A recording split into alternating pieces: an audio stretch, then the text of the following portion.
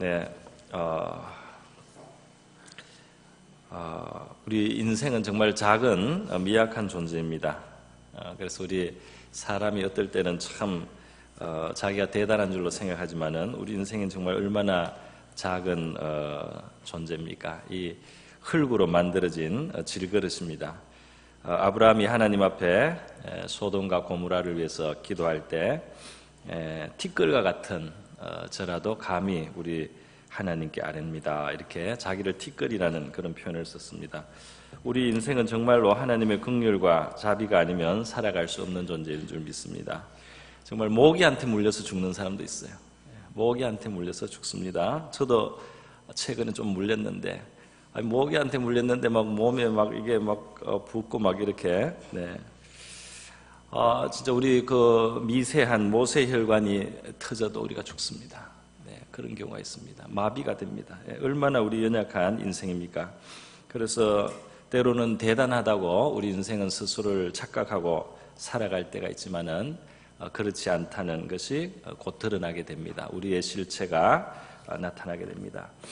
엘리야 선지자는 대단히 능력이 있었습니다. 그가 기도할 때 하늘에서 불이 떨어지고 그 바알 종교, 아세라 종교로 타락한 이스라엘에 그냥 그날 갈멜산에서 엘리야가 그 바알 선지자들과 대결을 하는 한날에 하늘에서 불이 내려가지고 엘리야의 기도에 응답하신 우리 하나님 하늘에서 불을 내려주셨어요. 그래가지고 온 백성들이 여호와가 참 하나님이다 다 깨닫고 바알 선지자, 아세라 선지자를 다 쳐 죽이고 이스라엘 나라가 바로 서는가 했는데 그 아주 악독한 그 여왕이 왕비가 전혀 마음을 돌리지 않고 표독스럽게 엘리야 선자를 죽이겠다고 하니까 엘리야 선자구만 낙심을 했습니다. 다음 날은 너무나 낙심을 해서 자기 목숨을 살리려고 광야로 도망을 가가지고 거기서 지쳐서 마음이 지쳐서 로뎀 나무 아래 누워서 하나님께 자기 생명을 걷어달라고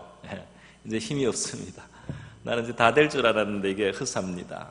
그래서 나는 더 이상 할 수가 없습니다. 하나님, 내 생명을 취해 주십시오. 그래서 죽기를 구했던 그런 엘리야의 모습을 봅니다. 이 엘리야는 나중에 죽지도 않고 말이죠. 하늘로 승천을 할 정도로 그렇게 거룩한 사람이고 하나님께서 가까이 하셨던 사람인데도 그렇게 연약한 인생의 모습을 우리가 볼 수 있습니다. 하나님께서는 우리 인생의 연약함을 너무나 잘 아세요. 그래서 우리 인생으로 하여금 자랑치 못하게 하십니다. 그래서 하나님의 은혜를 베풀어 주시는데 예수님께서 이 교회를 세우시기 위해서 12제자를 택하시고 할 때 그 다수가 그 중심 인물들이 갈릴리 어부들이었어요. 어부들.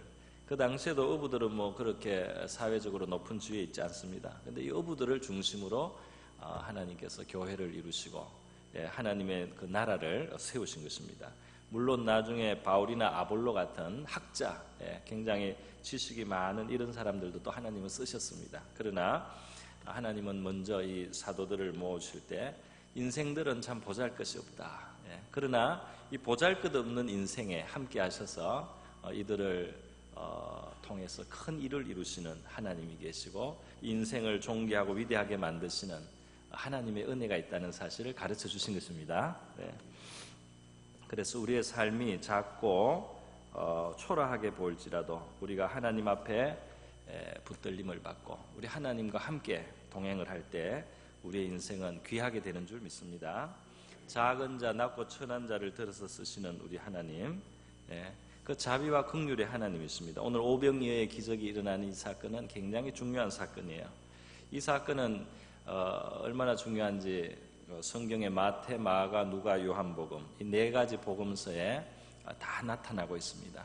우리 예수님 이야기가 읽으면 비슷비슷한 것 같은데 마태복음, 마가복음, 누가복음, 요한복음 비슷비슷한 것 같은데도 사실은 서로 어떤 내용은 빠져 있고 어떤 내용은 추가되어 있고 이렇게 해서 서로 달라요. 다양하게 다른데 그래서 사실 이 예수님의 십자가나 예수님의 부활의 사건 같은 아주 핵심적인 사건 외에 일어났던 사건들은 그런 사건들은 어디에는 빠져 있고 어디에는 있고 이래가지고 네 군데 다 나타나는 게 사실 거의 없습니다. 그런데 이 오병이어 사건만큼은 마태, 마가, 누가, 요한복음에 다 나타나 있어요. 그러니까 얼마나 이 사건이 중요한 사건인가 하는 것을 우리에게 암시적으로 알려주는 것입니다.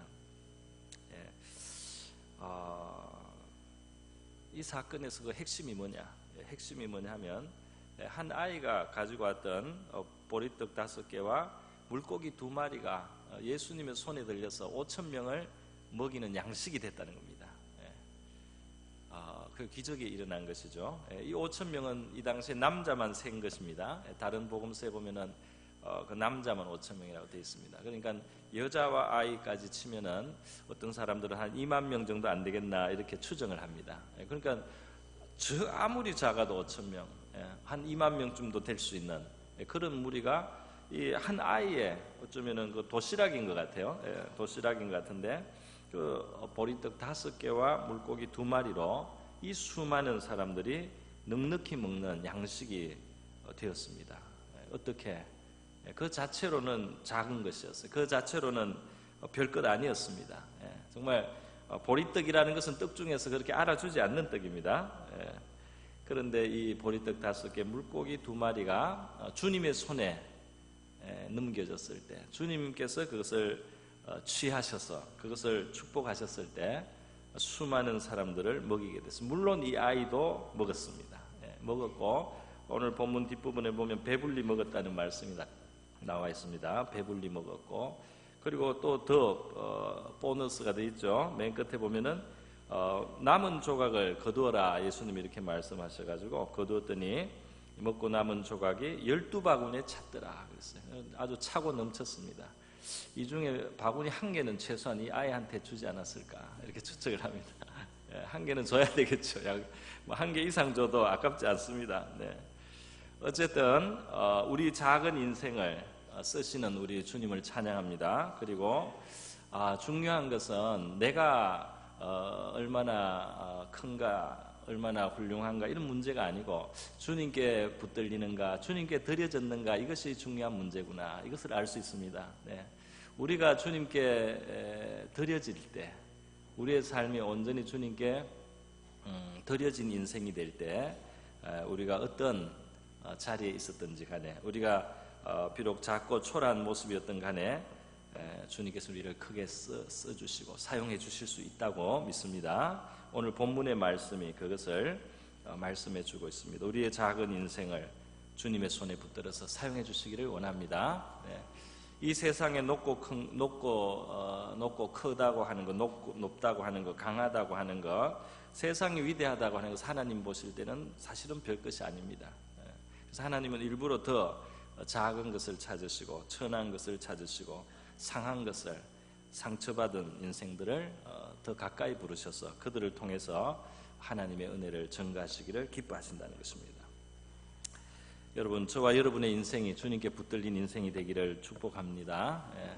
여러분을 사랑하시는 주님의 긍휼과 자비 속에서 우리는 살아갑니다.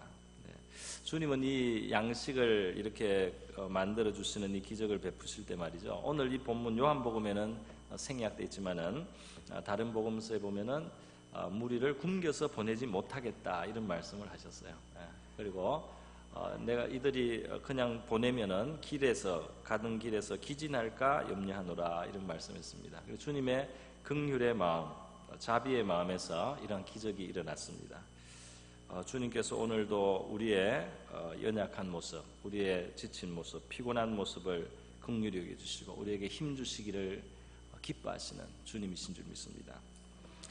오늘 여러분 예수님께서 말이죠, 이 5,000명을 먹일 이 상황에서, 먹여야 되는 상황에서 보면은 상황이 여의치가 않습니다. 여의치가 않아요. 예수님께서 빌립에게 물으시는데 5절에 보면은 빌립에게 이르시되 우리가 어디서 떡을 사서 이 사람들을 먹이겠느냐.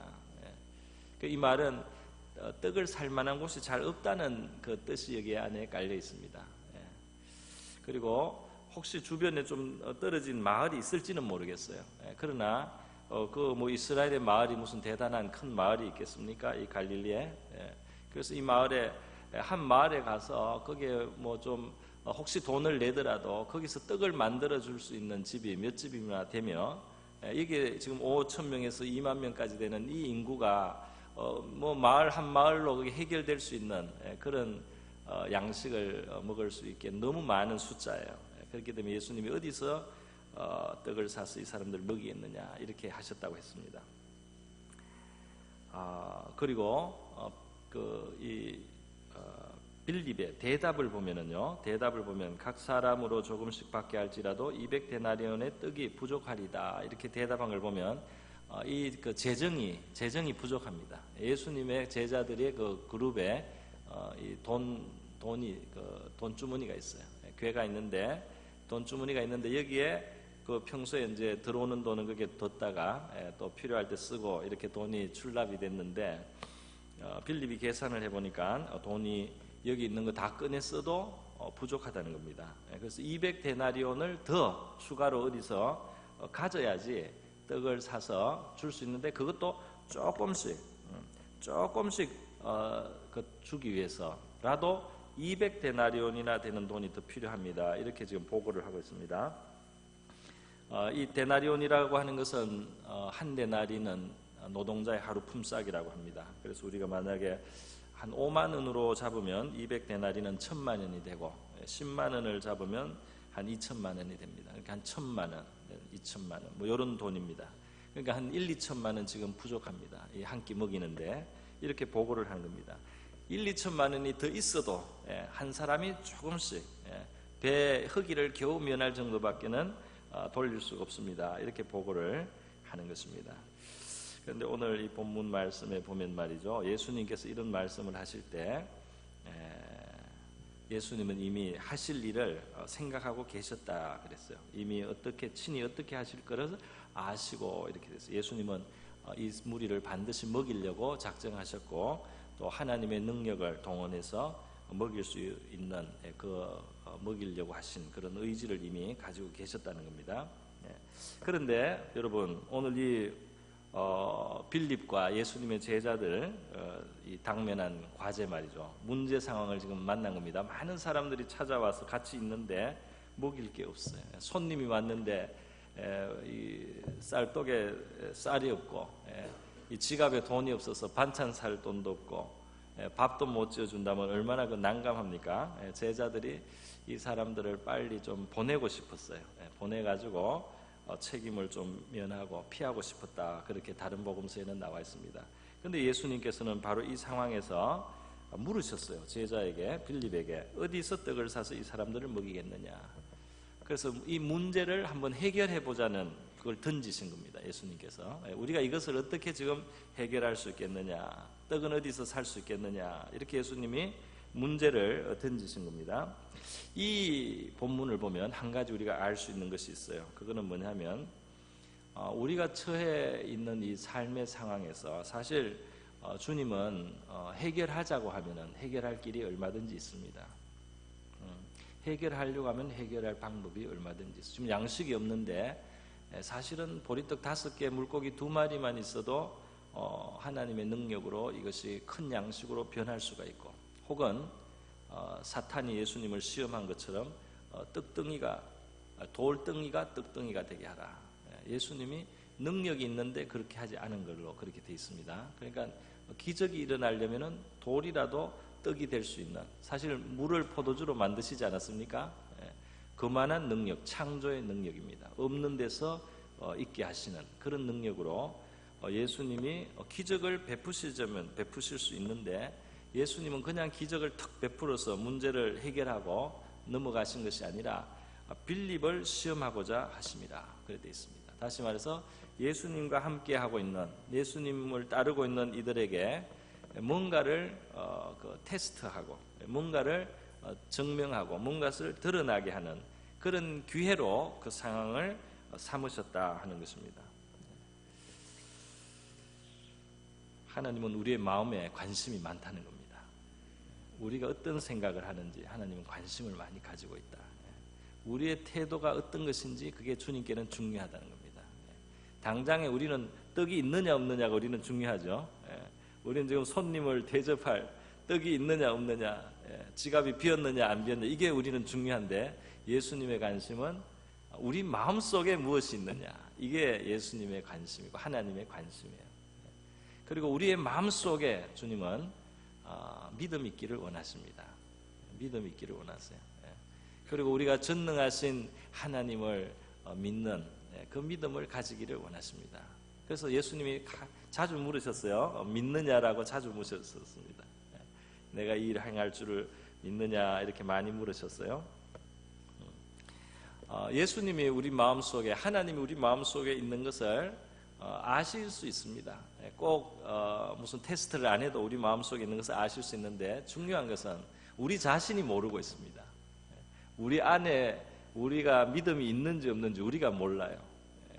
그래서 우리 안에 정말 하나님을 사랑하는지, 우리가 얼마나 마음이 깨끗한지 아니면 불순한지 이걸 우리 자신이 몰라요.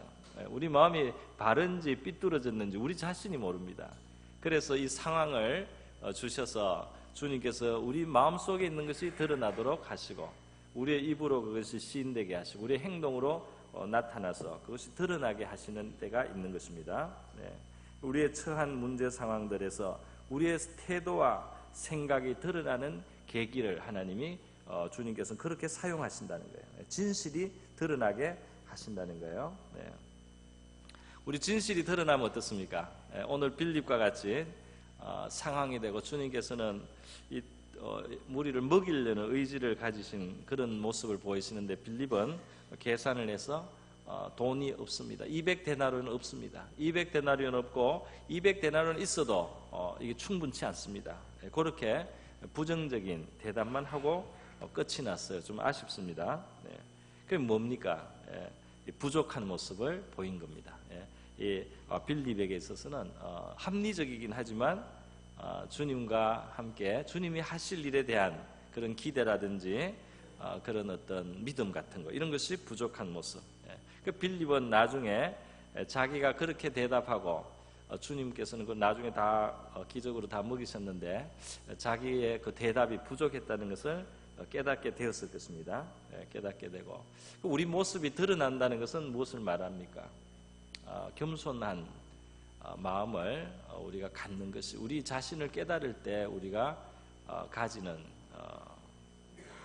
마음입니다. 우리 자신을 발견할 때 우리는 내가 정말 잘못 생각했구나, 내가 생각이 삐뚤어졌구나, 내 생각은 너무 믿음이 없었구나, 나는 너무 하나님께 대한 신뢰가 부족하구나, 내 마음에는 뭔가 잘못된 마음이 있구나, 이렇게 깨달아서 말이죠, 회개도 하고 기도도 하고 도와달라고 하고 내 마음을 고쳐달라고 하고, 이렇게 하나님 앞에 겸손하게 되는 거죠. 우리 자신을 발견하는 것은 우리를 겸손하게 만듭니다. 빌립은 주님의 뜻과 능력에 대해서 고려하지 않고 대답을 했습니다. 넉넉함을 주실 수 있는 그 주님을 생각하지 못했어요. 그래서 주님이 원하시면은 가능합니다. 주님은 어떻게 하시기를 원하십니까? 주님께는 방법이 있을 줄로 믿습니다. 이게 사실은 정답이죠. 우리 한번 이 시간에 한번 주님 앞에 한번 고백해 보겠습니다. 저를 따라해 봅시다. 주님이 원하시면 가능합니다. 그 빌립에 아마 그렇게 대답을 했으면은 제일 좋은 답이 되었을 거예요. 그런데 말이죠, 빌립이 이렇게 하나님이 하실 수 있다는 것, 주님이 하실 수 있다는 것을 시인하지 못하고 안 되는 것만 생각을 하고 말을 하고 나서 예수님은 문제를 해결해 버렸어요. 먹이셨어요. 그런데 본문을 가만히 보면 예수님이 이 빌립의 대답에 대해서, 우리는 지금 제3자로서 빌립의 대답이 불완전하구나, 너무 부정적이구나 이렇게 알지만, 예수님이 이 빌립을 꾸짖지를 않습니다. 예수님이 어쩌다가 꾸짖는 장면이 성경에 있는데 웬만하면 주님이 꾸짖지 않는 것을 우리가 볼 수가 있어요. 꾸짖지를 않아요.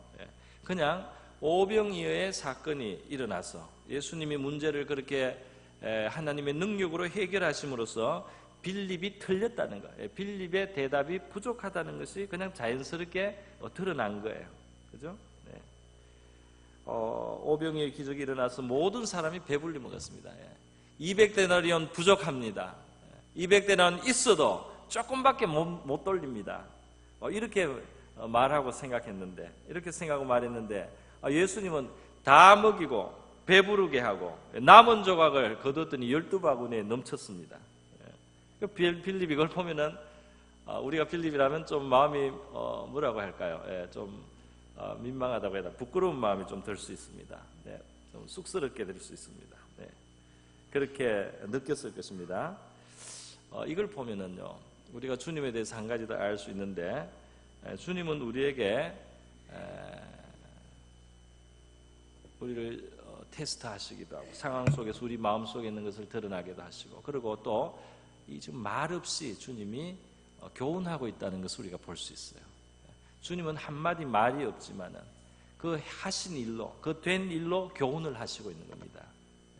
믿음을 가지라고 교훈을 하시는 거예요. 그리고 그 믿음 없는 계산, 그 하나님의 능력에 대한 믿음이 없는 합리적인 빠른 계산은 그건 불완전하다. 예수님과 함께하는 제자로서 하나님의 나라를 이루어가는 데서 그건 불완전한 생각이다. 그거를 예수님이 사실은 말하지 않았지만은, 한마디 말이 없지만은 교훈을 하신 것입니다. 주님께서는 오늘날 우리에게도 소리 없는 교훈을 주시고 있는 줄 믿습니다. 물론 말씀으로도 우리가 배우고 교육을 받지만은 주님께서는 이 되는 일 자체를 통해서, 우리가 경험하면서 살아가는 인생 전체에 흘러가는 것을 통해, 우리 주변에 되는 일 자체를 통해서 사실은 하나님은 우리에게 말씀도 하고 있고 교훈도 하고 있어요. 그래서 우리가 귀를 열고 마음을 열고 겸손한 마음으로 생각할 때는 하나님의 교훈이 우리의 삶 속에 사실은 있다는 겁니다.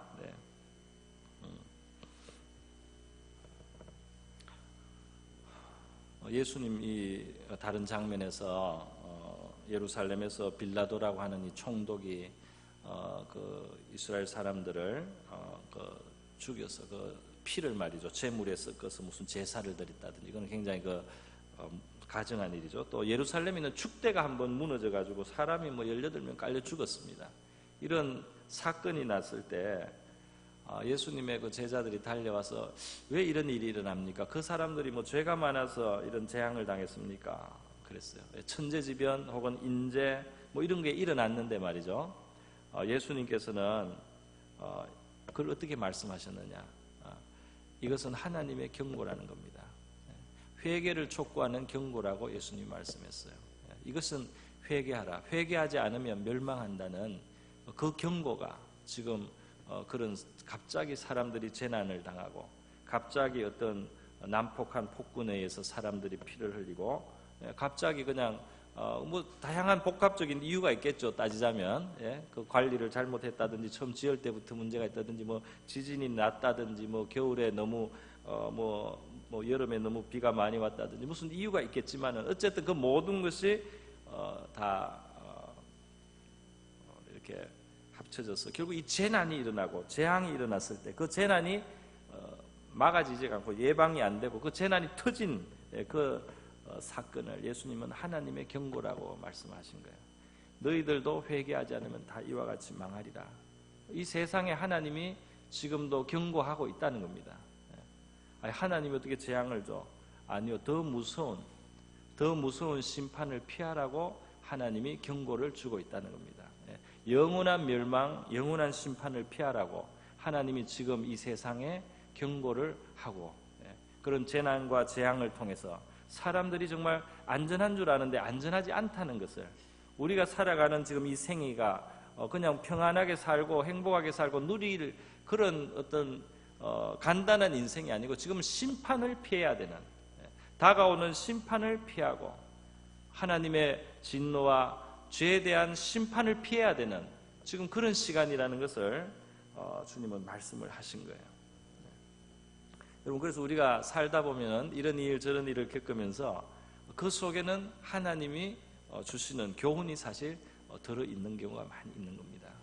지나가는 일을 보고 나는 어떤 사람이 굉장히 나쁜 사람이라고 생각하고 막 미워했는데 나중에 보니까 나쁜 사람이 아니었어요. 그럼 내가 그 사람 나쁜 사람이라고 생각했던 것은 잘못된 마음이었잖아요, 그죠? 그럼 이거는 죄가 되는 거고 회개해야 될 거린 겁니다. 그렇지 않습니까? 어떤 주장을 막 했는데 나중에 보니까 내 주장대로 됐으면 큰일 날 뻔했어요. 그러니까 내가 너무 내 생각이 맞다고 독선적으로 생각했구나.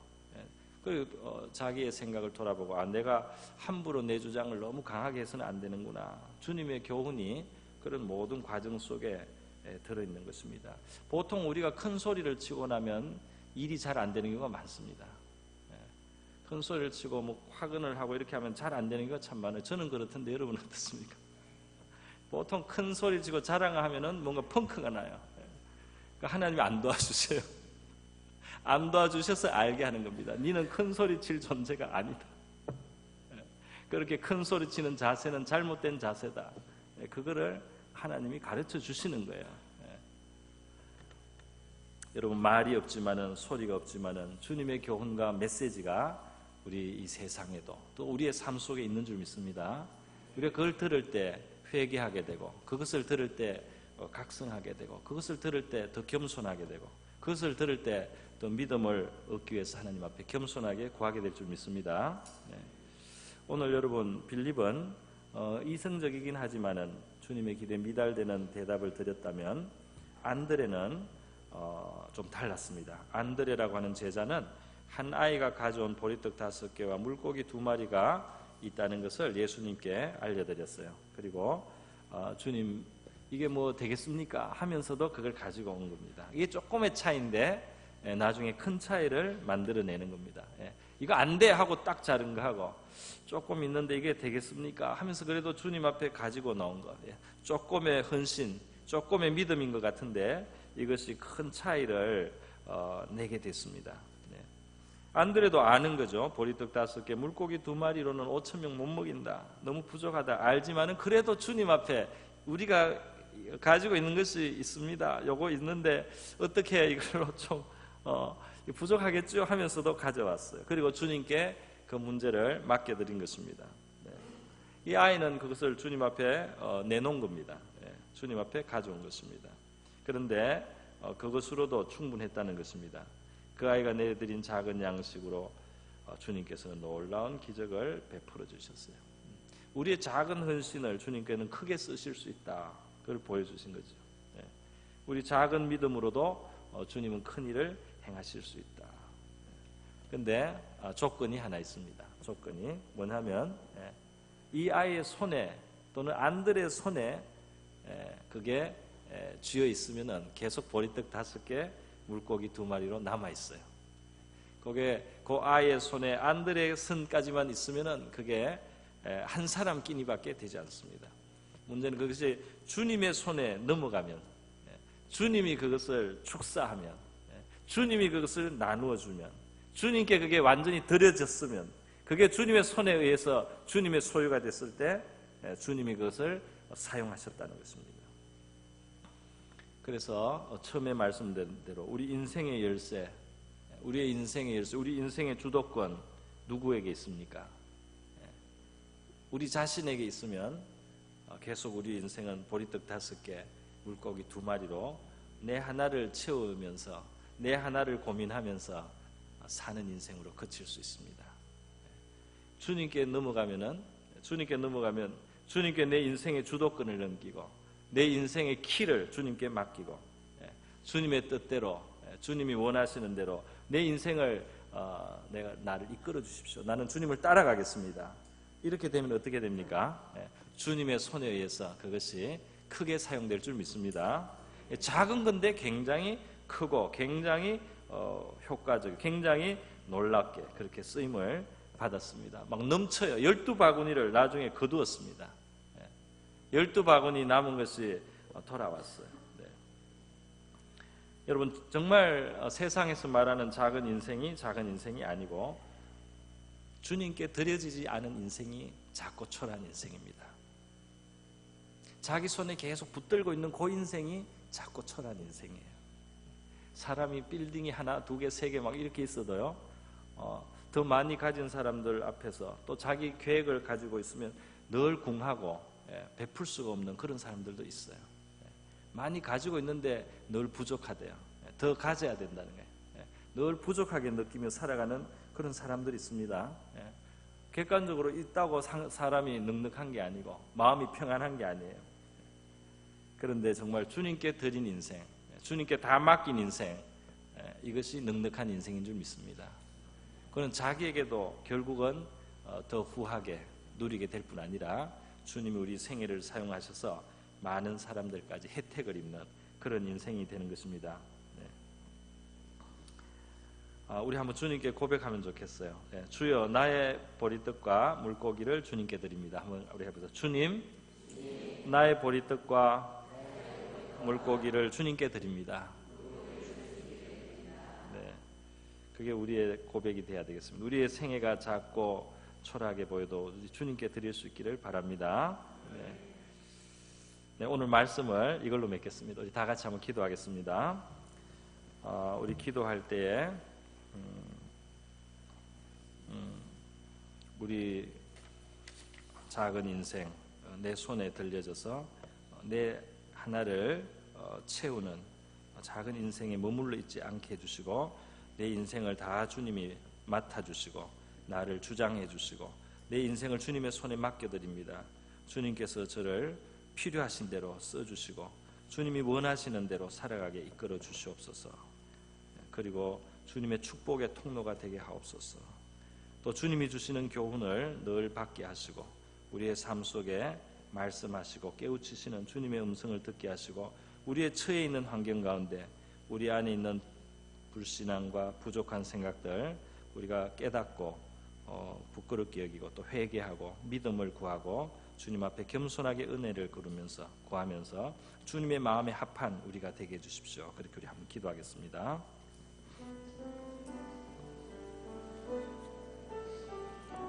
하나님 아버지, 감사합니다. 오늘 오병이어의 기적을 베푸신 우리 예수님의 능력의 그 모습을 우리가 오늘 본문의 말씀에서 살펴보면서 우리의 인생 작고 또 초라하게 생각될 때가 많지만은 주님, 그것이 주님의 손에 맡겨질 때는 이것이 위대한 참 주님의 도구가 될 수 있다는 것을 우리가 이 시간 다시 한번 생각해 보게 됩니다.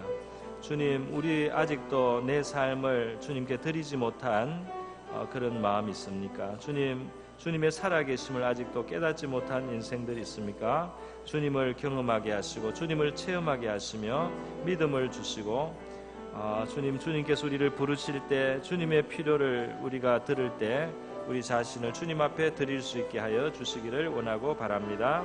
하나님, 티끌 같은 우리 인생이지만은 정말 흙그릇이지만은 긍휼과 자비에 주님 앞에 나가서 주님이 우리를 붙들어 주실 때는 주님, 우리가 귀하게 이 땅에 주님의 축복의 통로가 되고 우리가 넉넉함을 누리고 우리가 평안과 기쁨을 누리며 이 땅을 살게 되고 우리가 놀라운 정말 감격 가운데 살아갈 수 있는 주님 놀라운 기회가 되는 줄 믿습니다.